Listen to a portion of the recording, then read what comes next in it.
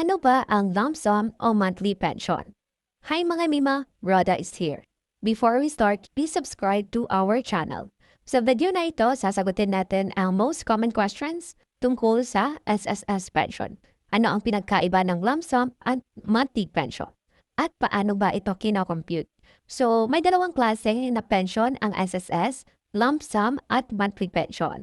So, ang lump sum ay isang beses lang na ibinibigay na pension sa SSS member.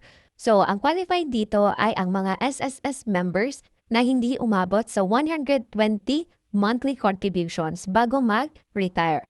So, magkano ang matatanggap niyang lump sum pension? So, ito ay ang kabuuan mo na hulog sa SSS plus interest. So, for example, nakatutal ka ng contributions na 104,000. So, yung SSS pension mo ay 104,000 pesos plus interest. So, regarding naman sa interest is, hindi ko alam paano yung kinocompute. Only SSS ang nakakaalam kung paano kinocompute yung interest na yon. So, ibig sabihin, wala ka ng buwan-buwang pension, isang bagsakan lang ang bayad sa'yo or pension mo. So, for example, 60 years old ka na at gusto mong ma-avail ang monthly pension, pwede kang mag-extend until 65 years old. So, may 5 years ka pa na pwede kang mag-country hanggang makaabot ka ng 120 months of contribution. So, ano ang monthly pension? So, ito yung pangalawang klase ng SSS pension. So, ang monthly pension ay buwan-buwan mong matatanggap habang buhay or pwede rin itong matransfer sa dependent mo, which is yung asawa mo o kaya yung qualified na anak. So, sino ang qualified sa monthly pension? So, ang qualified sa monthly pension ay yung mga SSS members na naka 120 monthly contributions pataas. So, sila yung makaka-avail ng monthly pension. So, kasama na dito yung 13-month pension, tapos yung dagdag na 1,000 pesos benefit. So, ngayon mga Mima, is paano naman natin kinocompute ang monthly pension? So, may tatlong formula na ginagamit ang SSS. So, yung formula 1 natin is 300 plus 30% times AMLC or average monthly salary credit plus 2% times AMLC times credited years of service minus 10. Formula 2 naman is 40% times AMLC or average monthly salary credit. And then formula 3 is minimum pensions, 1,200 kung may at least 10 years of credit years ka or 2,400 naman kung may at least 20 years credited years of service ka.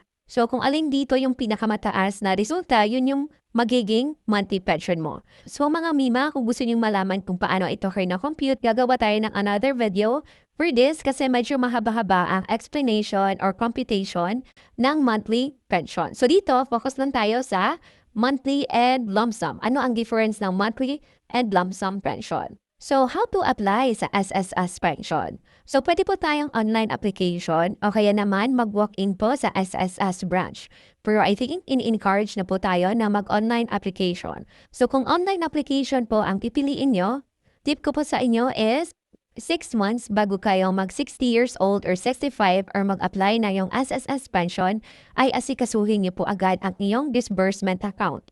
So, ang disbursement account ay bangko po yan. I-enroll niyo po yung bangko niyo sa SSS para diretso na sa iyong ATM or bangko ang iyong pension. So, kapag mag-open account kayo ng bangko, siguraduhin na sabihin sa teller na ang purpose ng opening account ay for pension. Siguraduhin din na yung ATM na makukuha nyo ay may card number, pangalan, at bank account number na nakasulat mismo sa ATM card para mas madali yung proseso nito. So, siguraduhin din na tugma ang pangalan sa ID, bangko at SSS mo para mas mabilis yung proseso. So, once may disbursement account na po kayo, antay na lang po tayo na mag 60 or 65 years old or hanggang sa maka-apply tayo ng SSS pension. So usually, yung processing time ito is 30 to 60 days or 1 to 2 months. So to track your application, pwede kayong mag-track sa online account nyo sa SSS portal or pwede kayong tumawag sa hotline na 1455. So reminder mga Mima, kung denied ang pension application, pwedeng mag-appeal o mag-reapply with complete supporting documents at mas maganda kung sa branch na kayo mag-follow up nito kung kayo ay denied ng iyong application. So yun lang mga Mima, sana nakatulong tong video na to. If you have any questions or suggestion, mag-comment lang below. Thank you for watching and don't forget to subscribe to our YouTube channel. See you on our next vlog.